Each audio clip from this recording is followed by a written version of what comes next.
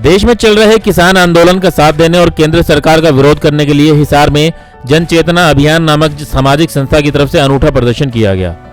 प्रधानमंत्री का विरोध जताने के लिए संस्था की तरफ से प्रधानमंत्री के मुखौटे वाले एक व्यक्ति को किसान को प्रतीकात्मक रूप से फांसी देते हुए दिखाया गया।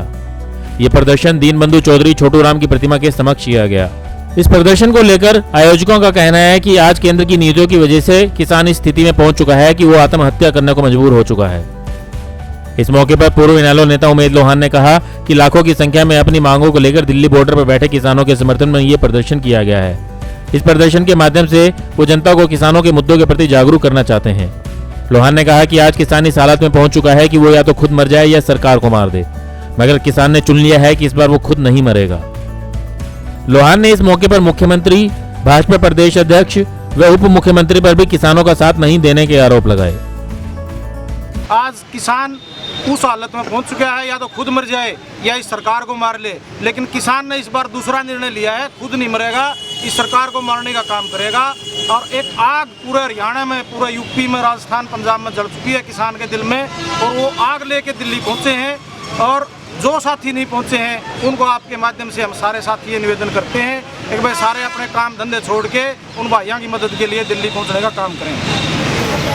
अभी ये जो आप जो प्रदर्शन कर रहे हैं इसके अंदर बहुत ही अनोखी चीज़ देखने को मिली है, थोड़ा सा इसका उल्लेख कर दीजिए कि यह नरेंद्र मोदी जी का जो पुतला, नरेंद्र मोदी के हाथ में ताकत है कानून की, जो रस्सी के रूप में दिखाई गई है। उस कानून से वो किसान का गला घोटने का काम कर रहा है ताकि वो आत्महत्या के लिए मजबूर हो जाए।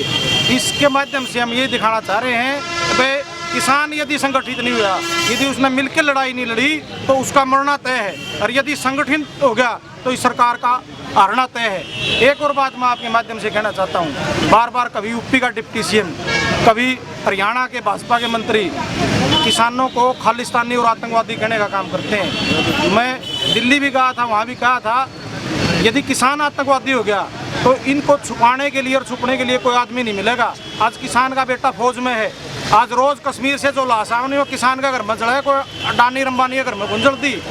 किसान का बेटा बॉर्डर पे है, किसान का बेटा पुलिस में है, किसान का बेटा बीएसएफ में है, जिनके हाथों से किसानों के लाठी मरवाने का काम कर रहे हैं, वो भी सारे किसान हैं। किसान को आतंकवादी कहते हुए इनको शर्म आनी चाहिए। इनको आतंकवादी से बचाने वाले किसान के बेटे हैं जो चुगरदा AK-47 लेके खड़े रहे हैं। ये भी मैं बात कहना चाहता हूँ। और ये पंजाब के लोगों को यहाँ से टपने नहीं दे रहे थे, नहीं, इनके बाप की सड़क को नहीं, हरियाणा के लोगों की सड़क है, और हरियाणा के लोगों ने सहयोग किया और उन्होंने हिम्मत दिखाई। एक भी ट्राली रुकी और रोकी गई हो और इन पे कोई इनकी ताकत से एक भी किसान दिल्ली पहुँचने दे तो हमारे को बताओ।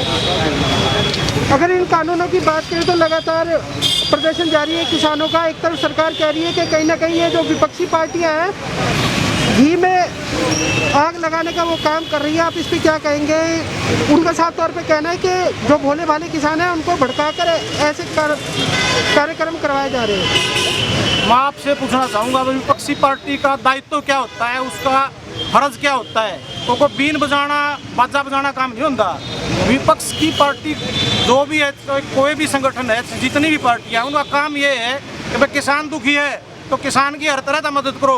और मैं तो कहूँ विपक्षी पार्टी है भाई इस आरोप से मत डरो, आप हर तरह से मदद करो किसान की, मजदूर की, व्यापारी की।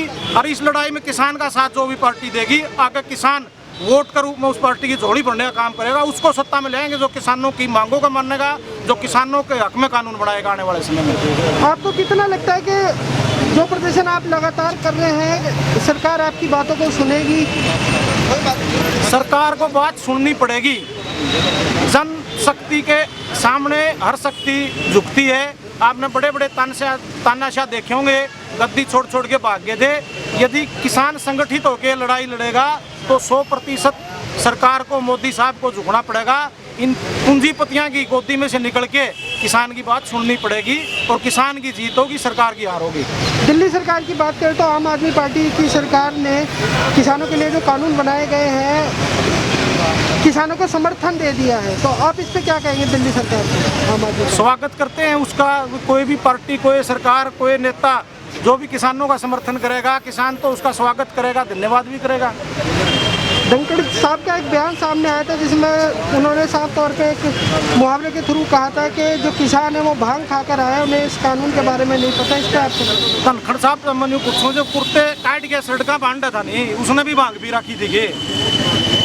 जब विपक्ष में थे, जब अपने साथियों किसान मोर्चा के अध्यक्ष हारदे रोज दिन रात किसान किसान किसान किसान स्वामीनाथन आयोग की रट लगा रहे थे, सड़कें बांधा करते, उनने भांग पी होगी, इसलिए सारे किसान उनको भांग पिए हुए नजर आते हैं। जिसका दिल में दर्द है वो दिल्ली जाओ भांग पी के, वो सर्दी में रहे जो निकले ट्राली में, धनखड़ साहब रहे जो ट्राली में भांग पी के, मान लेंगे ये तो दिल में जिसका आग है और इसके।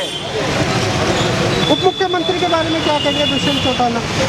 उप मुख्यमंत्री के बारे में बोल तंग आ लिए भाई, वो सुधर जाता है कि नहीं। सारे किसान बोल लिए, सारी खाप बोल ली, उचाने के लोग बोल लिए, जरा तो बन रहा है। अगर भाई तू है नहीं या पार्टी छोड़ के जो भाजपा का साथ छोड़ के तू किसाना का लाएगी, लेकिन बार बार एक ही आदमी को कहने से ये लगता है तो इसको निशाना बना रहे हैं। उसने किसान कौम के साथ गद्दारी की है, किसानों के वोट लेके और बीजेपी के पाला में चला गया, और आज एक भी शब्द बोलने की उसकी हिम्मत नहीं है कि सरकार के खिलाफ बोल दे, और जो किसानों के लिए ज्यादती है उसके फेवर में आके वो अपने मंत्री पद वापिस कर दे। हम तो ये कहवा है देर आवे दुरुस्त आवे, इब भी किसानों के बीच में आके बैठ जाए, हम तो ये कहना चाहवा। उसने कहा तो था भाजपा जमुना पर अयू लिकड़िया झूठा का सरदार, किसान ने कर दिया जमुना पर।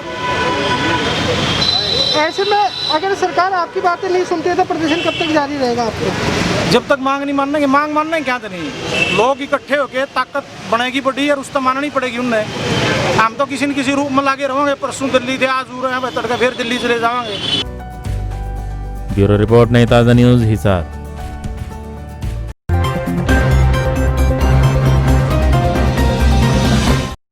लेटेस्ट वीडियोस के लिए सब्सक्राइब करें हमारा चैनल नई ताज़ा न्यूज़ और दबाएं बेल आइकॉन ताकि आप मिस ना करें कोई भी अपडेट।